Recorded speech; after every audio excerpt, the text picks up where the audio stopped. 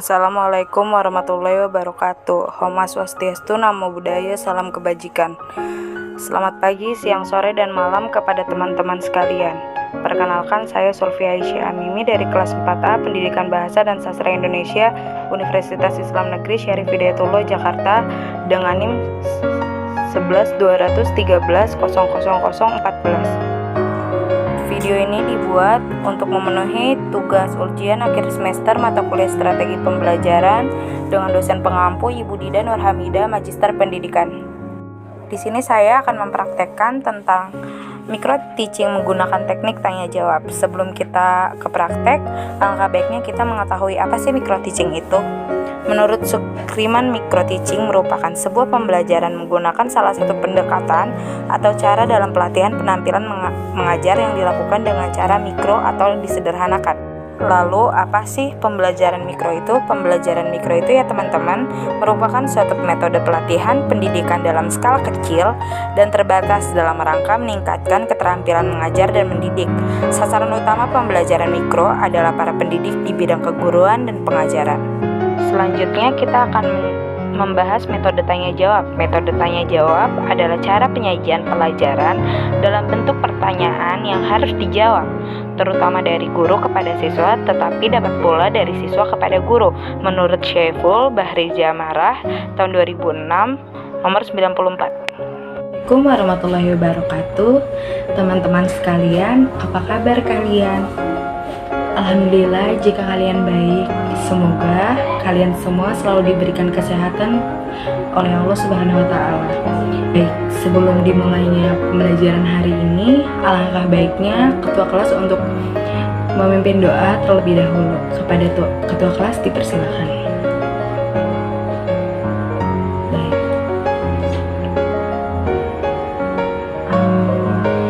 Oke, materi yang kita bahas hari ini mengenai nama-nama malaikat beserta tugasnya, lalu nama-nama nabi, lalu kita akan bahas sedikit sejarah mengenai Nabi Muhammad SAW.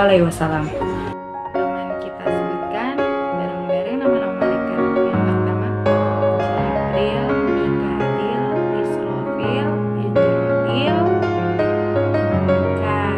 Nakil, Rokib, Atid, Malik,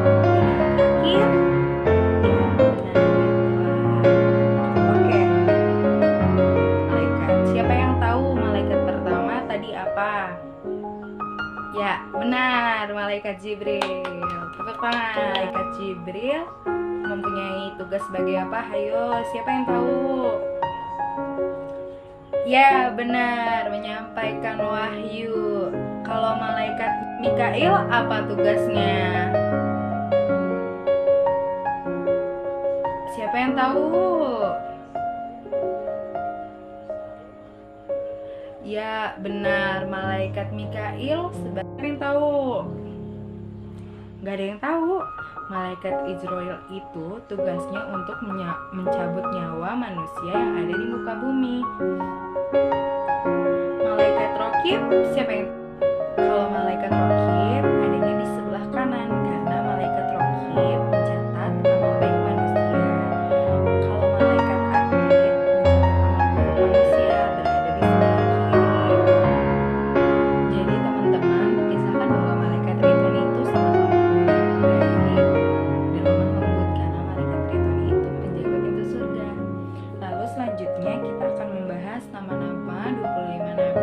siapa yang tahu siapa nama nabi pertama?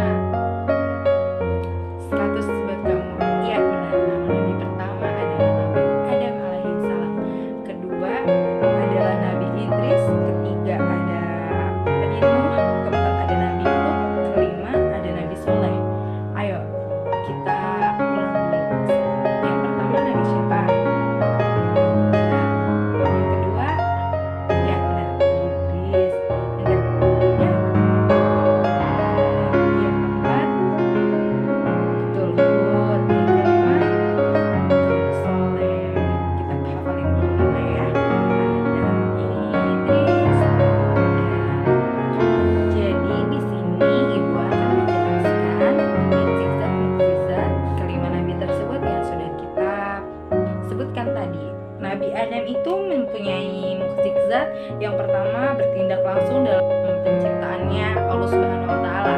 Yang kedua adalah rohnya langsung ditiupkan oleh Allah Subhanahu wa taala. Yang ketiga adalah Allah memerintahkan malaikat untuk sujud kepada Nabi Adam alaihissalam.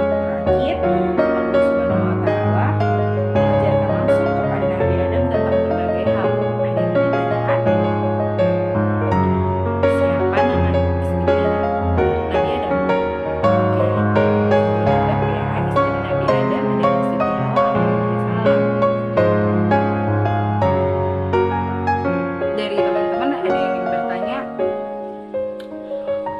pertanyaan yang bagus. Siti Hawa diciptakan dari apa? Siti Hawa merupakan malaikat, Siti Hawa merupakan manusia kedua di muka bumi. Sila itu diciptakan oleh Allah Subhanahu wa taala dari tulang rusuknya Nabi Adam alaihissalam. Teman, selanjutnya kita akan membahas nabi kedua, yaitu Nabi Idris alaihissalam. Nabi Idris itu merupakan keturunan ke-6 Nabi Adam alaihissalam, yang terkenal dengan kecerdasannya. Nabi Idris ini memiliki mukjizat. Yang pertama, kecerdasannya mengamati fenomena alam dengan mengartikan wahyu Allah. Yang kedua, manusia pertama yang bisa membaca dan menulis. Yang ketiga, Nabi Idris pernah merasakan sakaratul maut dan dihidupkan kembali Allah Subhanahu wa taala. Yang keempat, Nabi Idris pernah melihat surga dan neraka. Apakah teman-teman ada yang ditanyakan? Oke, jika tidak ada, Ibu ingin bertanya. Tadi Ibu sudah. Teman, selanjutnya kita akan bahas nabi kedua, yaitu Nabi Idris alaihissalam. Nabi Idris itu merupakan keturunan ke-6 Nabi Adam alaihissalam, yang terkenal dengan kecerdasannya. Nabi Idris ini menjelaskan, siapakah nabi yang mempunyai mukjizat, bisa baca dan bisa menulis pertama kali di dunia ini? Ya, benar, Nabi Idris alaihissalam. Selanjutnya kita akan membahas nabi yang ketiga, yaitu Nabi Nuh. Nabi Nuh ini merupakan nabi yang masuk golongan ke dalam ulul azmi. Semasa dakwahnya, Nabi Nuh menerima banyak tantangan penolakan, termasuk dari anak dan istrinya. Namun Nabi Nuh juga mendapatkan mukjizat. Mukjizat Nabi Nuh yang pertama itu mampu membuat perahu dengan ukuran panjang 300 hasta dan 50 hasta. Yang kedua, saat terjadi banjir besar, Allah memisahkan seluruh kaum yang bertindak zalim sama Nabi Nuh. Namun golongan manusia maupun binatang yang taat kepada Allah Subhanahu wa taala tetap selamat dari banjir karena berada di dalam perahu tersebut. Coba teman-teman, tadi sudah jelaskan berapa hasta perahu yang mampu dibuat oleh Nabi Nuh. Ayo, siapa yang bisa jawab? Ya, benar, 300 hasta dan 50 hasta. Selanjutnya, lalu kita akan bahas yang keempat, yaitu Nabi Hud. Nabi Hud itu diutus Allah bagi kaum Ad, kaum yang ahli membuat menara tetapi senang melakukan kemaksiatan dan menghamburkan harta. Nabi Nuh punya kedua mukjizat, teman-teman. Mukjizat yang pertama itu mampu menurunkan hujan atas izin Allah. Kala itu kaum Ad, kaumnya Nabi Hud itu dilanda kekeringan hingga tamannya mati dan tak ada sumber air. Terus Allah mengizinkan Nabi Hud untuk menurunkan hujan. Yang kedua itu selamat dari badai petir yang dahsyat. Coba teman-teman, tadi Ibu sudah makan. Ibu sekarang bertanya, badai apa yang bisa menyelamatkan Nabi Hud? Nggak tahu, badai petir, teman-teman. Oke teman-teman, kita akan bahas nabi yang terakhir, yaitu Nabi Soleh.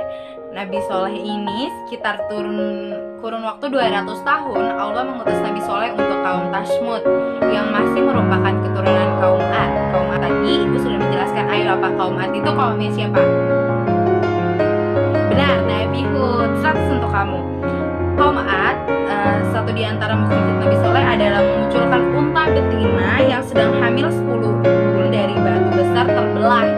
Jadi mukjizat Nabi Soleh ini, dia bisa mengeluarkan unta dari batu yang besar. Apakah teman-teman ingin bertanya? Dari mana karunia nabi-nabi? Karunia semua nabi-nabi itu dari Allah Subhanahu wa taala, teman-teman. Teman-teman, sepertinya kita sudahi dulu pembelajaran hari ini. Kita lanjut pelajaran tentang Nabi dan Rasul di pelajaran pertemuan minggu depan. Kurang lebihnya Ibu mohon maaf. Wabillahi taufiq wal hidayah. Wassalamualaikum warahmatullahi wabarakatuh. Teman-teman, jaga kesehatan selalu. Jangan lupa pakai masker, cuci tangan kalau lagi di luar rumah ya. Assalamualaikum.